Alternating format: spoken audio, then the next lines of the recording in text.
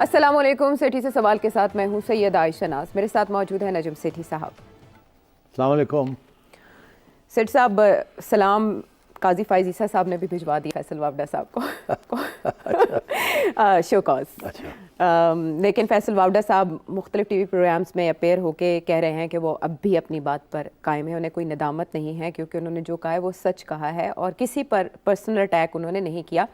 लेकिन personal attack नहीं किया, इंस्टीट्यूशन को अटैक किया। हाँ, वो उन्होंने कहा है कि मैंने तो डिटेल्स मांगी थी बाबर सत्तार साहब के हवाले से, तो उस पे मेरा हक बनता है 19A के तहत कि मुझे वो मालूमात फराहम की जाए। मैंने क्या किया इससे बढ़कर, लेकिन मुझे प्रॉक्सी कहा गया तो उस पर तो मुझे साबित करना चाहिए जिन्होंने ये इल्ज़ाम लगाया कि मैं प्रॉक्सी हूँ, और मुझे इस पे सबूत चाहिए क्योंकि मेरे पे एक इल्ज़ाम लगाया गया। इसके अलावा उन्होंने कहा कि रऊफ़ हसन साहब और दीगर नामवर शख्सियात टाउट कह के मुखातिब करते रहे हैं जज साहिबान को, चीफ जस्टिस साहिबान को, लेकिन उस पर सो मोटो नहीं हुआ और मुझे बुला लिया गया है। ये नज़र करम मुझ पर क्यों हुई? और बाकी लोगों ने भी प्रेस कॉन्फ्रेंस की है, उन्हें भी आप बुलाएं। तो सिर्फ फैसल वावडा साहब नहीं, मुस्तफ़ा कमाल साहब को भी एक शो कॉज कर दिया गया है। तो सवाल ये है कि समाअत हो गई है 5 जून तक मुलतवी, ट्रांसक्रिप्ट आएगा और इन दोनों शख्सियात से जवाब तलब किया गया कि आपको क्या शिकायत है, आप आएँ अदालत के मुंह पर बताएं। और काजी साहब जो हैं वो तातीलात पे चले गए हैं, 18 से 22 मई तक उन्होंने एक समिट में शिरकत के लिए जाना है। काजी फाइज ईसा साहब के हवाले से इंसाफ पसंद जज उनको फैसल वावडा साहब ने सलाम पेश किया, खराज तहसीन पेश किया है और बड़ा खुशी का इजहार किया कि उनकी अदालत में जाएंगे।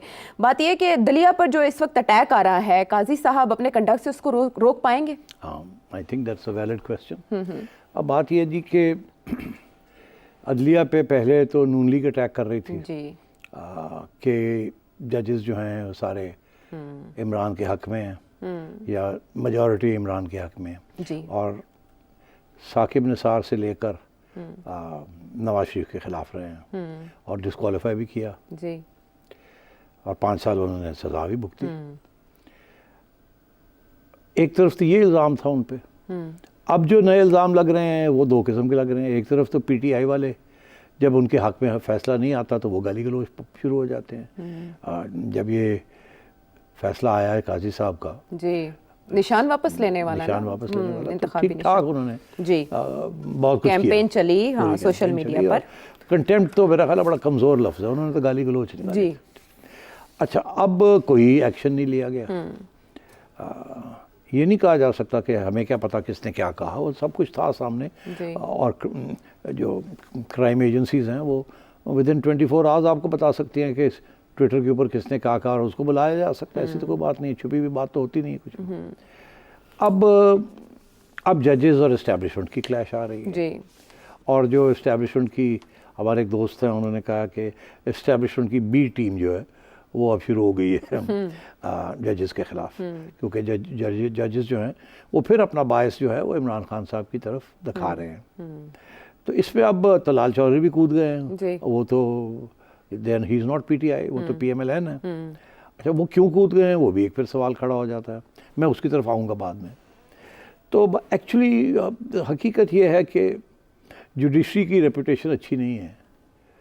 बहुत से इसके रीज़न्स हैं, कुछ सियासी हैं, कुछ नॉन सियासी हैं। इस मुल्क में इंसाफ जुडिशरी ने नहीं दिया, आम आदमी को भी नहीं दिया और सियासतदानों को भी नहीं दिया, और बायस रहे हैं।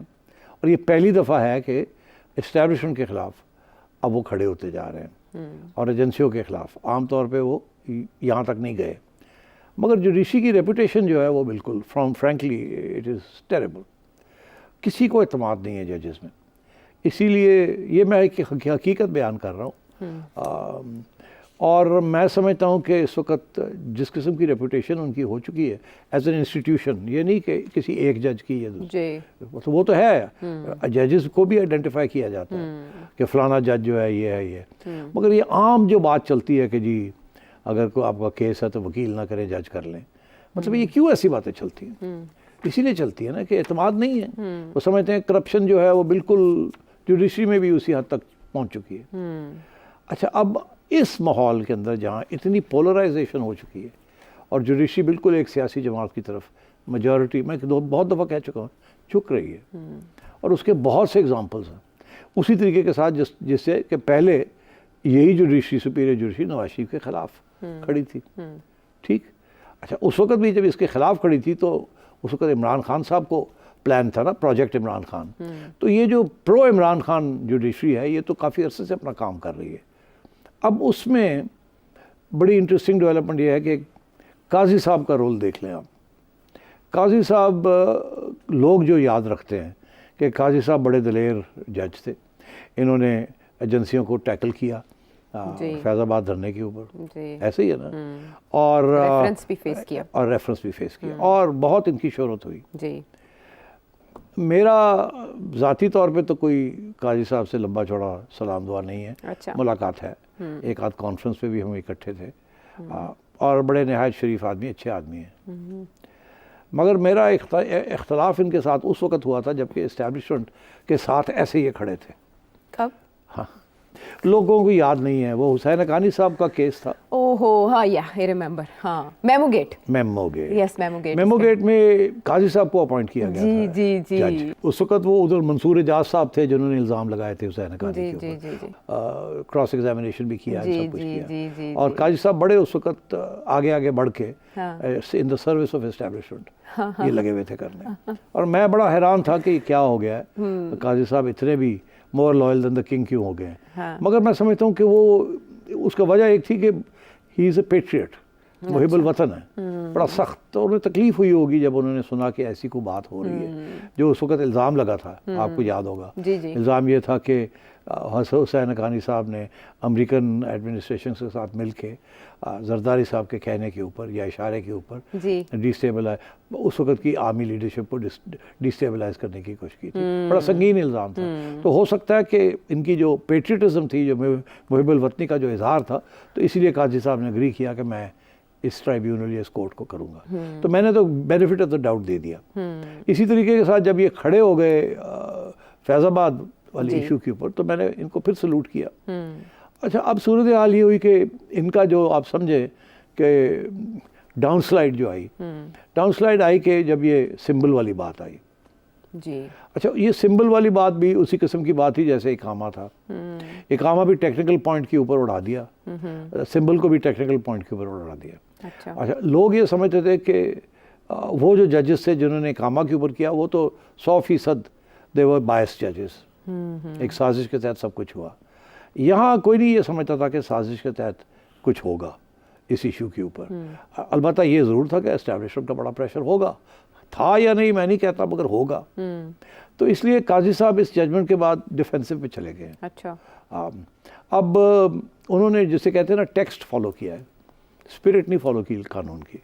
अच्छा। मगर जब ये बात होती है जुडिशरी की तो हमेशा बात ये होती है वर्सेस स्पिरिट, कि यार अगर आप कानून देखते हैं एक टेलीस्कोप के साथ, सॉरी एक मैग्नीफाइंग ग्लास के साथ, तो आपको लफ्ज़ी कार्रवाई जो है टेक्स्ट नज़र आती है, उसके ऊपर आप जजमेंट देते हैं। ठीक। और अगर आपने एनके पहनी हुई और दूर से देखते हैं कानून क्या है, तो फिर आप बड़ी लार्जर पिक्चर भी देखते हैं जिसके अंदर सिर्फ टेक्स्ट नहीं आता, एक बड़ी और भी चीज़ें बड़ी नज़र आती हैं। तो कुछ जजमेंट्स होती हैं आयशा जो कि टेक्स्ट के ऊपर होती है, कुछ जजमेंट्स होती हैं जो स्पिरिट के ऊपर होती हैं। कानून चाहता क्या था, इंसाफ होता कैसे, ठीक। सिर्फ टेक्सचुअल इंसाफ अलग और जनरल इंसाफ जो है वो भी देखना पड़ता है। तो मैं ये समझता हूँ कि काजी साहब की पोजीशन कमज़ोर हो गई है। अच्छा। इसीलिए अब बाकी जजेस जो हैं वो खड़े होने शुरू हो गए हैं। और उसमें दो किस्म के जजेस, एक वो जो कि बिल्कुल प्रो इमरान, उनको तो अब बेंचेस में ज़्यादातर पे अपॉइंट नहीं किया जा रहा, और एक वो जो जेन्युइनली इंडिपेंडेंट थे जिनको अब बेंचेस में खड़ा किया जा रहा है, बिकॉज सारे केसेस इमरान वाले हैं। मगर मसला ये बन गया है कि ये जो इंडिपेंडेंट सो कॉल्ड इंडिपेंडेंट जजेस हैं ये सारे एंटी इस्टेब्लिशमेंट हो गए हैं। अब आजकल एंटी इस्टेब्लिशमेंट होना इज़ बीइंग प्रो इमरान।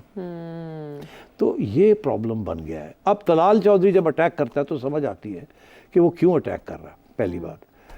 इसलिए आज जो सूरत हाल बन रही है ये कंटेम्प्ट वाली, मैं ये समझता हूँ कि ये केसेस नहीं चल सकते। कंटेम्प्ट आपका केस उस वक्त चलता है आयशा जब आपकी इज्जत हो, और अगर आपकी कोई इज्जत ही नहीं करता तो कंटेम्प्ट क्या, तो इसका ये मतलब है आपको तो वैसे ही इन कंटेम्प्ट, सारी कौम आपको इन कंटेम्प्ट रखती है। अच्छा। तो फिर ये कहने के साथ क्या फ़र्क पड़ गया?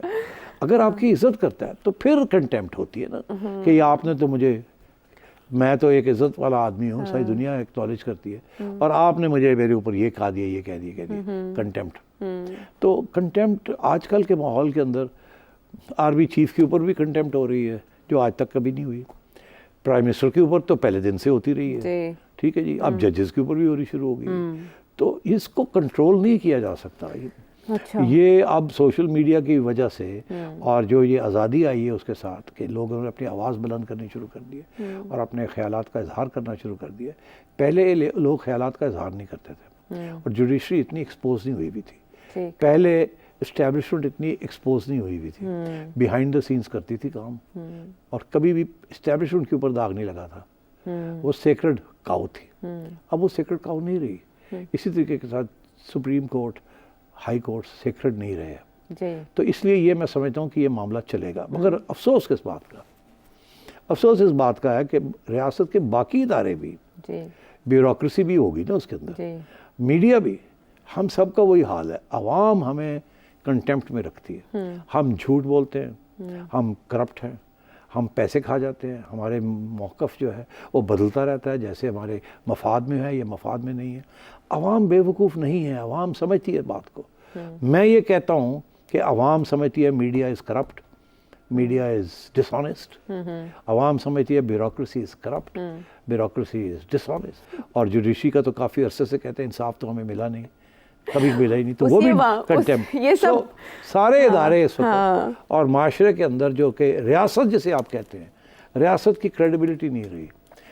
इसीलिए जनरल मुशर्रफ ये कह सकता है और भी फौजी ये कह सकते हैं कि आइन क्या है, एक कागज़ है फाड़ा जा सकता है। एटीट्यूड। तो ये अगर कंटेम्प्ट ऑफ द कॉन्स्टिट्यूशन है इदारों के अंदर, इदारों के अंदर अगर कंटेम्प्ट ऑफ द कॉन्स्टिट्यूशन है तो फिर आप समझे कि हर इदारे के ऊपर आवाम जो है, जो कि जिसका सेफ और जमहूरियत का जो सतून है, वो जो है वो अगर कंटेम्प्ट में रखा जाएगा तो फिर आवाम कहाँ जाएगी? तो आवाम इन लोगों के ऊपर कंटेम्प्ट करती है। तो मैं समझता हूँ कि आज अगर जज हजरात कंटेम्प्ट के केसेस के ऊपर सजाएं देनी शुरू कर दें, अच्छा, तो उसकी कोई क्रेडिबिलिटी नहीं होगी, कोई क्रेडिबिलिटी नहीं होगी और ये बिल्कुल कैरी नहीं चलेगा। चले आप ये बताएं कि काजी फायज़ ईसा साहब को देखते हुए, जिन्होंने इससे पहले रऊफ़ हसन साहब के टाउट कहने को भी इग्नोर किया, जैसे आमिर फ़ारूक के हवाले से भी रऊफ़ हसन साहब ने रिमार्क्स दिए थे, ऐसे उस पर भी कुछ नहीं किया, और ना ही उन्होंने एक कमिश्नर साहब जिन्होंने धांधली का इल्ज़ाम बराह रास्त लगाया, कुछ भी नहीं किया।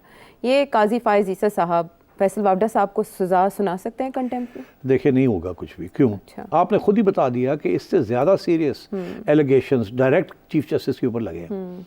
आज चीफ जस्टिस क्या कह रहा है? आज चीफ जस्टिस ने, आपने सुनी उनकी बयानियाँ जी जी, कि जी मेरे खिलाफ तो जो मर्जी कह ले, मेरे इदारे इंस्टीट्यूशन के खिलाफ ना कहें, मैं तो इंस्टीट्यूशन के लिए खड़ा हूँ। अरे भाई, आप इंस्टीट्यूशन के लिए खड़े हैं, आपकी इंस्टीट्यूशन ही तो करप्ट है, या आपकी इंस्टीट्यूशन के ऊपर तो लोग कंटेम्प्ट समझते हैं। मैं नहीं कह रहा, ये अवाम का एक तासुर है। तो आप किस इंस्टीट्यूशन को प्रोटेक्ट कर रहे हैं? अच्छा, अब बात यह है कि अगर इंस्टीट्यूशन को प्रोटेक्ट करना है तो देन इंस्टीट्यूशन को आप प्रोटेक्ट नहीं कर सकते बाय दीज केसेस। ओके, आप इंसाफ देंगे, आपकी इंस्टीट्यूशन से इंसाफ की तवक्को है। अगर आप इंसाफ नहीं देंगे, क्योंकि इंसाफ पहचाना जाता है आयशा, हर बंदा पहचानता है कि इंसाफ मिला या नहीं मिला। जिसने गलत काम भी किया होता है ना, जब उसके खिलाफ केस जाता है तो सबको पता होता है कि केस सही मेरिट के ऊपर इंसाफ मिला है किसी को या नहीं। तो मैं ये समझता हूँ काजी साहब ने इसको जो बेंच बनाया है, तो इसीलिए बनाया क्योंकि एक दो जजेस इस वक्त थोड़े से गुस्से में हैं वहाँ। अच्छा, अंदर से भी दबाव है सुप्रीम कोर्ट के? अंदर से भी कुछ लोग, अब देखिए ना, अब कुछ लोग खड़े हो गए हैं एजेंसियों के खिलाफ जी। तो काजी साहब फिक्रमंद है, मेरा ये असेसमेंट है कि काजी साहब फिक्रमंद है कि ये बात को अगर रोका ना गया और जुडिशरी और एस्टैब्लिशमेंट का क्लैश हो गया, ओके, तो फिर तो तबाही है इस मुल्क में। यही तो दो इदारे हैं जो कि एक आइन को प्रोटेक्ट करते हैं, एक नेशनल सिक्योरिटी को प्रोटेक्ट करता है, एक आइन को प्रोटेक्ट करता है। अगर आपस में नेशनल सिक्योरिटी और आइन का क्लैश हो जाए तो then there is no nation, there is no nation state.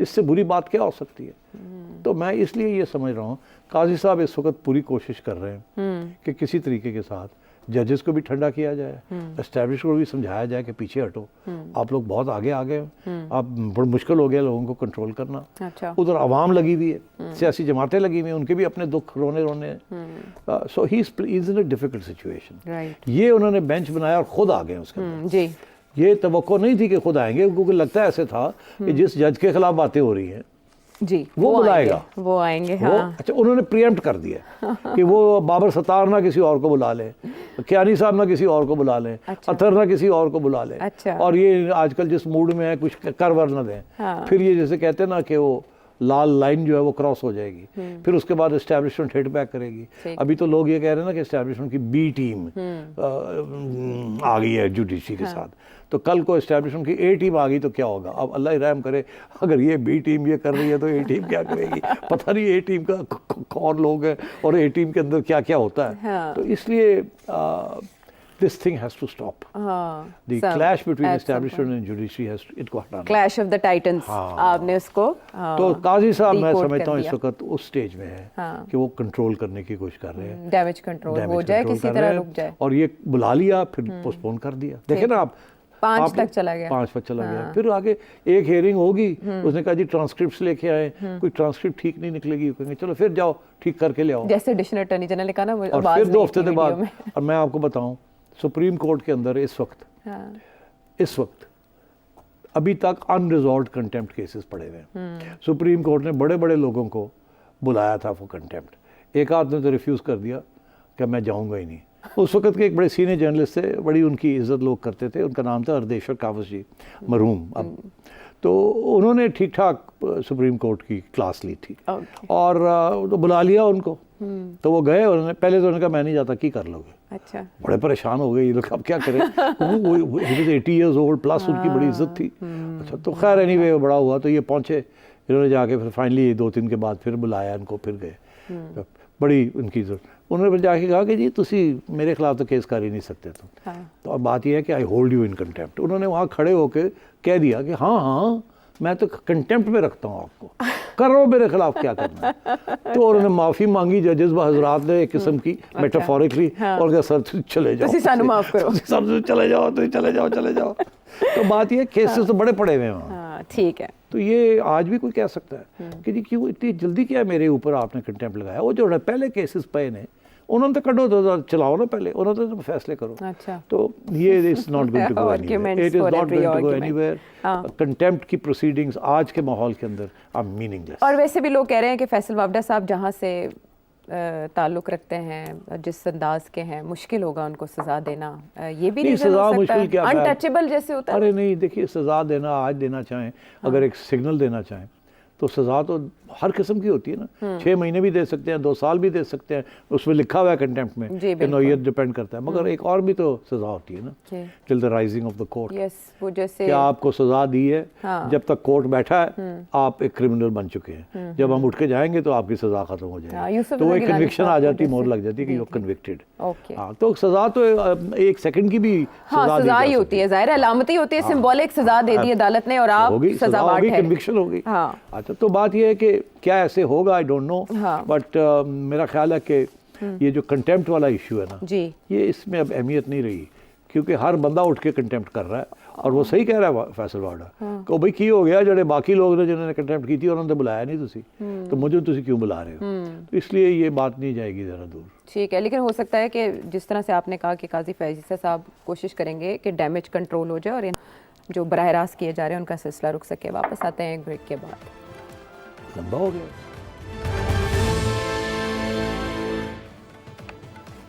Welcome back to the show. Seth साहब, गंडापुर साहब का गंडासा ये एक नई फिल्म बन रही है इस वक्त केपी के लेवल पर। 15 दिन के लिए ये चलेगी। 15 दिन? हाँ, सिनेमाघरों में। Why not for a month? 15 दिन की मोहलत है अभी इब्तदाई तौर पर। उसके बाद देखा जाएगा कि क्या होता है क्या नहीं। लेकिन 15 दिन की मोहलत देते हुए गंडापुर साहब क्या फरमा रहे हैं, सुने। आपका जोर भी हमने देख लिया है। कश्मीर में एक दिन में आपकी हवा निकल गई है, एक दिन में। जिनकी आजादी में हमें जंगें लड़ी हैं, तुम तो उनके सामने हमारी हवा निकल गई है। अगर हम आ गए तुम्हारा क्या हाल होगा? 15 दिन का टाइम है, इस टाइम मेरे साथ बैठो, मसले को हल करो। और अगर आपको ये लग रहा है कि जो मैंने ये बात की है कि बटन फिर मैं ऑन ऑफ करूंगा, तो फिर मैं आपको दिखाऊंगा कि बटन मेरे हाथ में और ये बटन मैं ही ऑन ऑफ करूंगा। ये देखें, कश्मीर को लेकर ये बयानिया जो पाकिस्तान तहरीक इंसाफ बना रही है, इसका क्या मतलब? देखिए वो तो बात की बात है, वो भी आते हैं। हाँ। मगर बात तो सही कह रहे हैं कि एक दिन में हवा निकल गई। हाँ। फेडरल गवर्नमेंट की भी, वहाँ की लोकल हुकूमत की भी, और उनके पीछे जो खड़े हैं सबकी हवा निकल गई ना। और इतनी हवा निकली है कि 23 अरब रुपया देना पड़ गया, हवा भी निकल गई और 23 अरब रुपया भी देना पड़ निकल गया। और सबसे ज़्यादा बड़ा खर्च फिक्र ये है कि और जगह पे भी लोग खड़े हो गए। जी। अगर ताजर हजरात यहाँ खड़े हो गए लाहौर में, जब आप उनसे टैक्स लेने जाएंगे और लाहौर को बंद कर दिया तो फिर क्या होगा।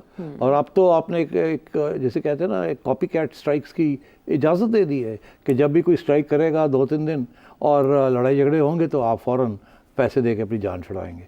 तो ये तो बहुत बुरा फैसला था और बहुत पहला फैसला कि रेंजर्स को भेजना और लड़ाई करना instead of negotiations and talks, that was a bad decision.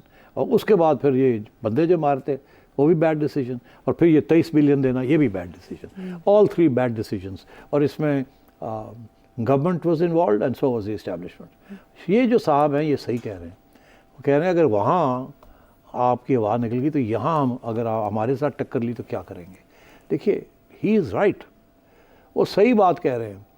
आज अगर पी में जो कि 99% इमरान खान है, ना 80% या 70% नौजवान तबका, जिस किस्म की बातें ये लोग करते हैं, तो ये अगर वहाँ इन्होंने इस किस्म की स्ट्राइक्स होनी शुरू हो गई और लड़ाई झगड़े शुरू हो गए तो उसको तो कोई कंट्रोल नहीं कर सकेगा।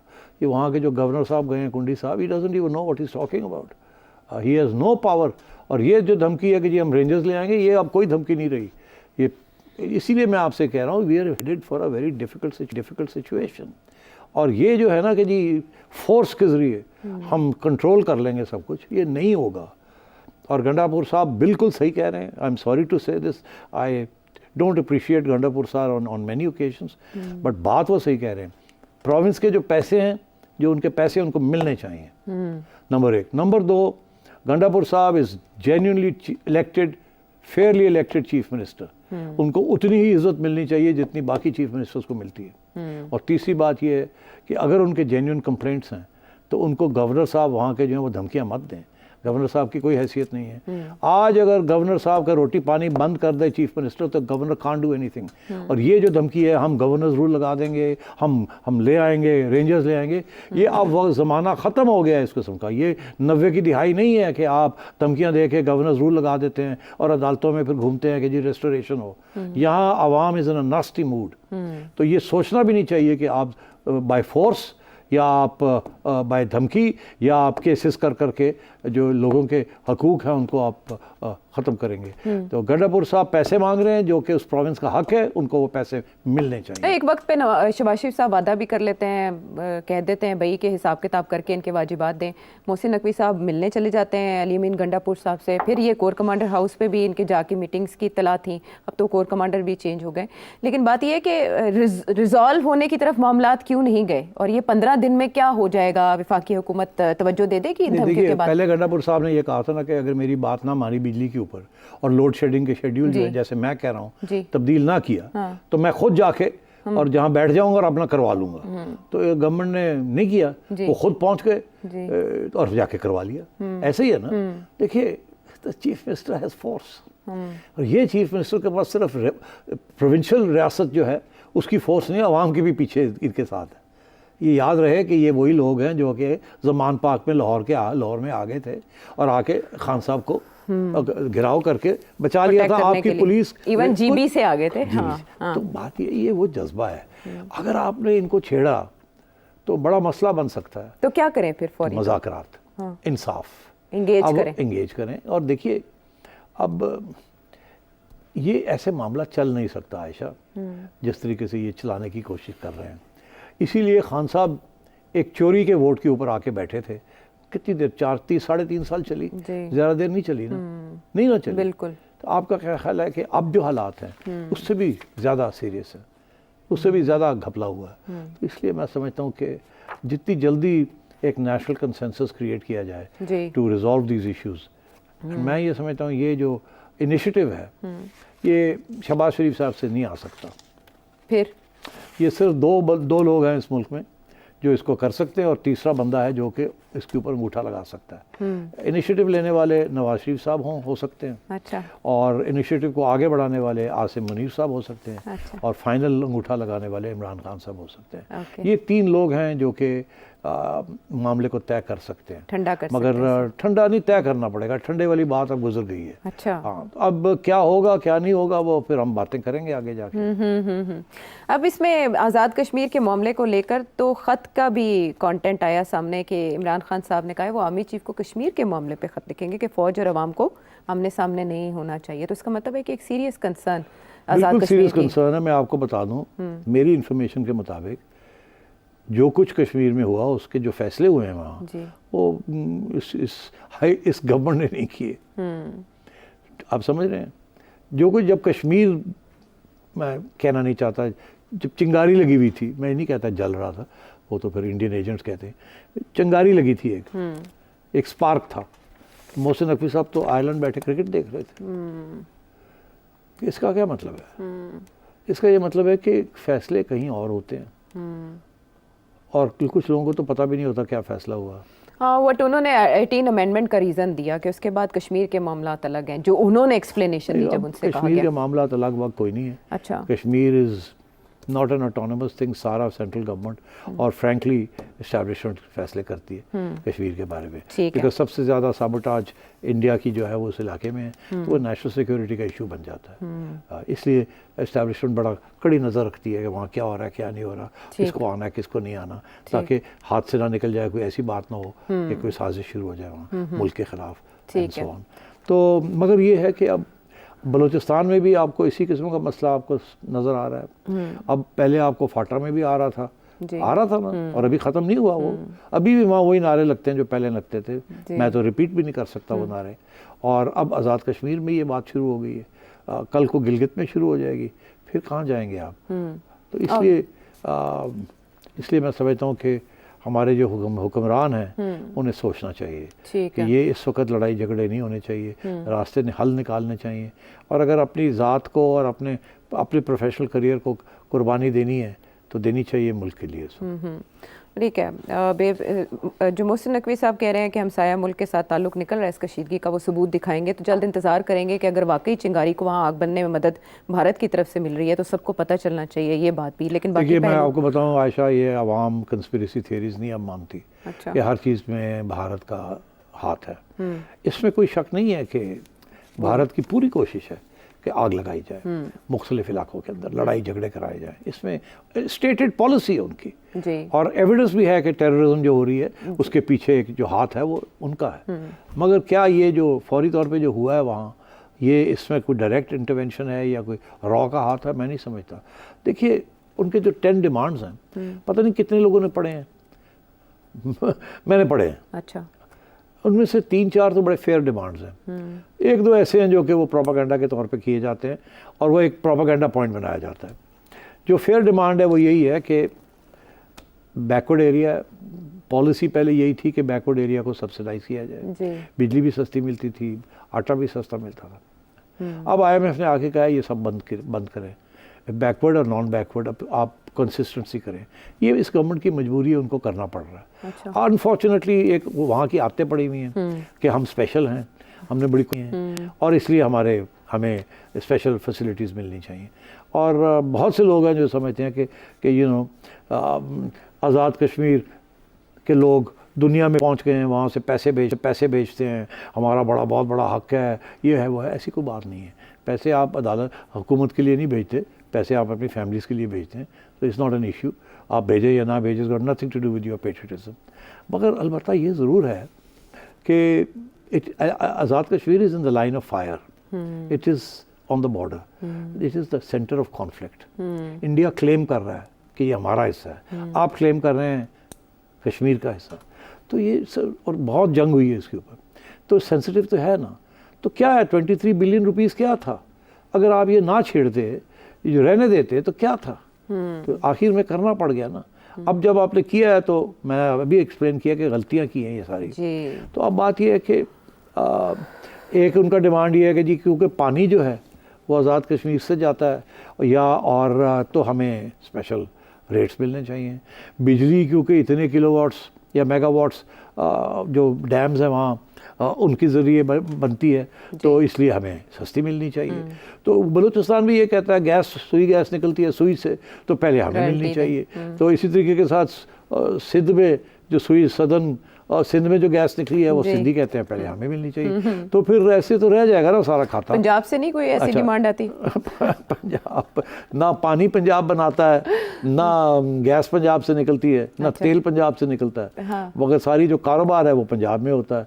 अब उनको जब उनको ये पता चलता है कि जी हमारे इलाकों में से ये रिसोर्सेज मिल रहे हैं, तो आगे से उन्हें ये भी समझ आती है कि 70% पाकिस्तान की अफवाज पंजाब से है। टॉप ब्यूरोक्रेसी जो है वो पंजाब से है, ठीक तो है। हुक्मरान तबका पंजाब से है। जी। तो ये सारी बातें फिर इकट्ठी हो जाती हैं। इकट्ठी जब हो आप एक फैमिली के अंदर रहते हैं तो फिर कोई इशू नहीं बनता, मगर जब लड़ाई झगड़े असासों के ऊपर और प्रॉपर्टीज़ के ऊपर लड़ाई झगड़े शुरू हो जाते हैं तो फिर लोग रिश्तेदारियां नहीं नहीं देखते। देखते। इसी तरीके इसीलिए सेसेशनिस्ट मूवमेंट्स भी बनते हैं और नए ब्रेकअप्स भी होती हैं मुल्कों की। तो बिल्कुल ठीक। तो मैं ये समझता हूँ कि हमारा ruling establishment, Punjabi ruling elite, तो सोचना चाहिए इनको।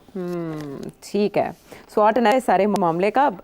आज़ाद कश्मीर की जो सिचुएशन है उसी को सामने रखते हुए केपी के पास है ऑन ऑफ का स्विच। अली अमीन गंडापुर साहब की ये स्टेटमेंट और इस पर सीरियस कंसर्न्स जो हैं वो मुल्क में उठ रहे हैं। देखते हैं इसको फौरी तौर पर कौन एड्रेस करता है। सेठी साहब ने तो दे दिया रास्ता।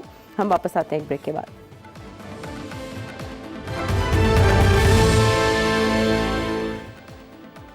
Welcome back to the show. अब आपके सवालात अच्छे खासे सवाल हैं। इनमें से सबसे पहले कराची से अली साहब क्या जानना चाह रहे हैं? इमरान खान की दौरे हुकूमत में आखिरी कुछ मंथ में आप कहते थे कि अब जो है वो पानी चूल्हे पे रख दिया गया है, और फिर आपने कहा था कि अब भाप बनना स्टार्ट हो गई है, और फिर आपने कहा था कि अब ये पानी के अंदर बुलबुले निकलना स्टार्ट हो गए हैं। तो उसके बाद इमरान खान साहब की हुकूमत चली गई थी। हुकूमत की तरफ जुडिशनरी का हाथ जो है थोड़ा सा मजबूत हो रहा है, और दूसरी तरफ से नवाज शरीफ साहब जो है वो एस्टेब्लिशमेंट के थोड़ा सा अगेंस्ट जाने की कोशिश कर रहे हैं। तो आपको नहीं लगता कि पानी जो है उसमें थोड़ी थोड़ी सी भाप बनना स्टार्ट हो गई है?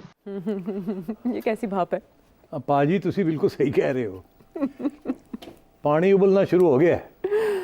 वाह। अभी भाप नहीं बनी, अच्छा। पानी उबलना शुरू हो गया है। और आपने बहुत सही टाइम पे इस चीज़ को पकड़ा है। मैं 1 महीने से ये बात कर रहा हूँ कि ये जो एक क्लैश बन रही है बिटवीन जुडिशरी एंड एस्टेब्लिशमेंट, और गवर्नमेंट जो है वो ना इधर की है ना उधर की है। फिर मैं ये कह रहा हूँ कि महीने से मैं ये कह रहा हूँ कि मियाँ नवाज शरीफ साहब ये समझते हैं कि इस वक्त की जो हुकूमत है सारी बदनामी उसकी है, मगर ज़िम्मेदारी जो है वो किसी और की है, मगर उसके ऊपर ज़िम्मेदारी वो ले नहीं रहे हैं। सारी जो बदनामी इस हुकूमत की हो रही है, फैसले कोई और कर रहा है, और वो समझते हैं कि नून लीग जो है वो फारग हो रही है। पहले भी आपने इलेक्शन में देखा जो हशर हुआ है उनका, और अब अभी आज अगर कोई इलेक्शन हो तो अल्लाह ही रहम करे। तो आज नहीं तो कल इलेक्शन तो होनी है, कितनी देर तक नहीं करेंगे। ये 5 साल वाली बात तो बड़ा मुश्किल है। तो इसलिए मियाँ साहब ने अपनी जो मौक़िफ़ है उसको आगे बढ़ाया। मेरा ख़्याल है उन्होंने ये सोचा था कि अभी तो शहबाज शरीफ साहब की और इस्टेब्लिशमेंट की बात माननी पड़ेगी, हमारी पोजीशन बड़ी कमज़ोर है, और थी कमज़ोर। और इमरान खान का खौफ था कि वो तो आके 1 पार्टी सिस्टम बनाएगा, सबको वापस जेलों में डाल देगा, और ये एक फाशिस्ट हुकूमत आ जाएगी यहाँ, तो ये तो अलाउ नहीं किया जा सकता। तो इसलिए वो चुप कर गए। शहबाज साहब बन गए, जैसे इस्टेब्लिशमेंट ने कहा वैसे ही कैबिनेट्स बन गई, एंड सो ऑन। उसके बाद जैसे इस्टेब्लिशमेंट कहती रही, शहबाज साहब यस सर करते रहे, मगर जितना वो यस सर करते हैं उतनी बदनामी होती है। और क्योंकि अब सारी बेशतर लोग जो हैं वो इस्टेब्लिशमेंट के ख़िलाफ़ हो चुके हैं, तो इसलिए इस गवर्नमेंट के लिए तो कोई क्रेडिबिलिटी रही कोई नहीं। ये तो ऐसे है कि जैसे लोगों के जहन में यही है कि ये गवर्नमेंट तो रबर स्टैम्प गवर्नमेंट है। इस्टेब्लिशमेंट सामने आए, सामने इस्टेब्लिशमेंट आती नहीं है, मगर अभी हाल ही में 1-2 उन्होंने ऐसे कदम उठाए जिसके साथ वो सामने आ गए हैं। हालांकि मेरी ये मौक़िफ़ था कि बिल्कुल सामने नहीं आना चाहिए था उनको।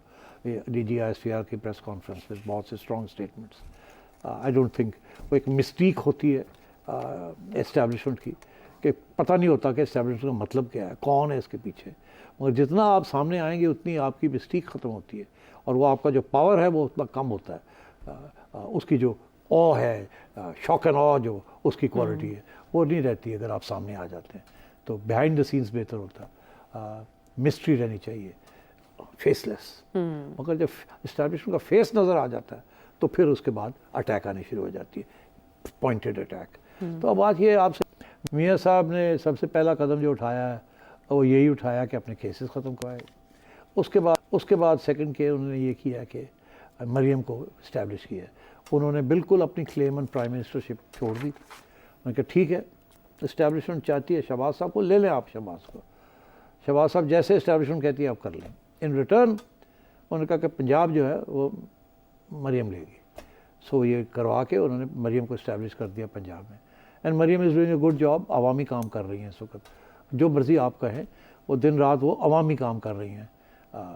अच्छा, अब ठीक है, कोई लंबी चौड़ी उन्होंने प्लानिंग नहीं की कि अगले 4 साल में क्या करना है क्या नहीं करना, मगर जिस किस्म की हमदर्दी शो कर रही हैं, जिसका बड़ा मजाक PTI वाले उड़ाते हैं और anti Maryam. But the fact is जो भी छोटे छोटे वो काम कर रही हैं उसकी बड़ी अच्छी फीडबैक आ रही है। तो मियाँ साहब ने मरियम को भी इस्टेब्लिश कर दिया, इसीलिए वो साथ साथ चलते थे उनके, ताकि उनसे कोई गलती ना हो। और अभी भी बड़ी अच्छी नज़र रखते हैं उनके साथ। और जब घर में मुझे पता है इस बात का कि ठीक ठाक डिस्कशंस होती हैं इश्यूज़ की, क्योंकि एक ही घर में रहते हैं प्राइवेट में, और वहाँ डिस्कशंस चलती हैं। अभी हाल ही में मियाँ साहब के दोनों साहिबजादे भी आए हुए थे, और तो फैमिली में डिस्कशंस होती थी। एंड मरियम बड़ी इज़्ज़त करती है अपने वालिद की, उसकी एक्सपीरियंस भी बहुत है। अब मियाँ साहब ने अगला स्टेप ये था कि प्रेसिडेंसी वापस पार्टी ली जाए, क्योंकि लोग ये कहते थे ये तो नवाज़ की पार्टी नहीं है, ये तो शहबाज की पार्टी। शेख रशीद साहब क्या कहते थे, PMLS अलग हो जाएगी फ्रॉम PMLN, नून से शीन। ऐसे तो नहीं हुआ ना। हो क्या रहा है कि मियाँ साहब ने आहिस्ता आहिस्ता अपने कदम पक्के करने शुरू कर दिए, और वो ये कि वो अपनी पार्टी का सोच रहे हैं। वो ये नहीं सोच रहे कि शहबाज शरीफ साहब 4 साल काटेंगे या नहीं काटेंगे। उन्हें उनकी सियासत उनको बता रही है कि सूनर और लेटर ने नहीं रहना, और इलेक्शन होनी है इस मुल्क में, और उस इलेक्शन में बड़ा टफ टाइम मिलना है नून लीग को, अगर अपनी आप इज़्ज़त ना बचाई इस वक्त।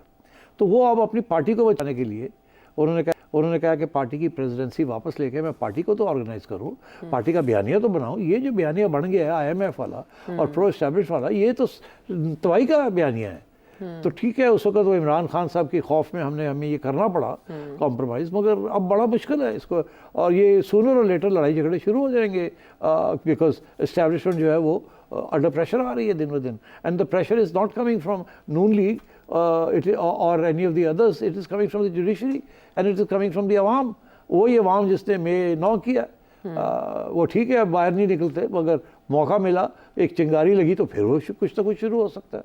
जैसे आपने देखा अब आज़ाद कश्मीर में, इसका कोई PTI के साथ तो कोई तल्लुक़ नहीं है, मगर इसी के तरीके के साथ अगर KP में इशू राइट्स हो जाते हैं बिकॉज आप KP गवर्नमेंट को पैसे नहीं दे रहे और वो आगे सब्सिडीज नहीं दे रही, तो फिर वहाँ भी मसले बन सकते हैं। इसके साथ ही हमें अगले प्रोग्राम तक के लिए इजाज़त दें।